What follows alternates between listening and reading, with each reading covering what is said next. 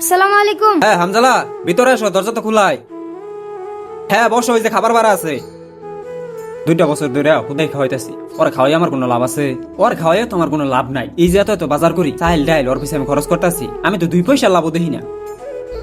হ্যাঁ ওয়ালাইকুম আসসালাম। হুজুর কোন কি আরেকটা পোলা? আমি কি বাড়িতে তিনখানা খুললে লই বইছি? 2 দিন পর একটা পোলা বাড়া ভাই, আর আমি বাড়িতে খাওয়ামু? আমি তো এটারই রাখতাম না, আরেকটা পোলা আমি করতে খাওয়ামু? না না না, ওইতো না, আমি অন্য কোনো আনো দেখুন। অন্য কোনো আনো দেখুন। আচ্ছা আসসালামু আলাইকুম। শুনো, 1 বছর ধরে তোমার আমি হুদাই খাওয়াইতাছি, তোমার খাওয়াই আমার কোনো লাভ আছে? আর হুজুরে না করে দিও, কালকা তো তোমার আর খাওয়াবার পাইতাম না, নতুন লজিং বাড়ি খুঁজে লইও। কালকা তো তুমি এরাইও না, যে যাও। আরে এই তোমার খাবার দিছে কেডা? হ্যাঁ তোমার না কালকা না করে দিলাম যে তুমি আমার বাড়িতে তার খাবার আইও না?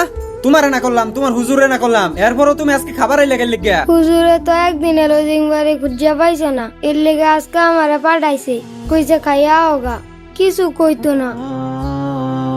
সবার তো বাপ মা আছে, সবাই সবার বাড়ির যে খাইয়া পারবার, কিন্তু আমি তো কোনো আনা খাবার পাই না, আমার বাপ মা কেউই নাই, এর লেগে আইছিলাম অন্যের বাড়িতে খাবার লেগা।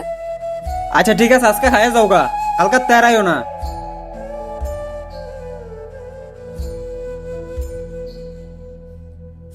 আরে আন্নে রাইতে আমার চাইল ডাইলে কই যাইতেছুন? এইগুলো হচ্ছে ওই ছেলের রিজিক, যে ছেলেটা আপনারা এখানে গত 1 বছর ধরে লজিং খাইতো। আপনি যেহেতু তাকে বের করে দিছেন, সে যেখানে গেছে রিজিক গুলো সেখানে চলে যাচ্ছে। এটা আমি কি দেখলাম? আসলেই তো রিজিক গুলা তো ওরই ছিল, আমি কেন রিজিকের টেনশন করতেছি?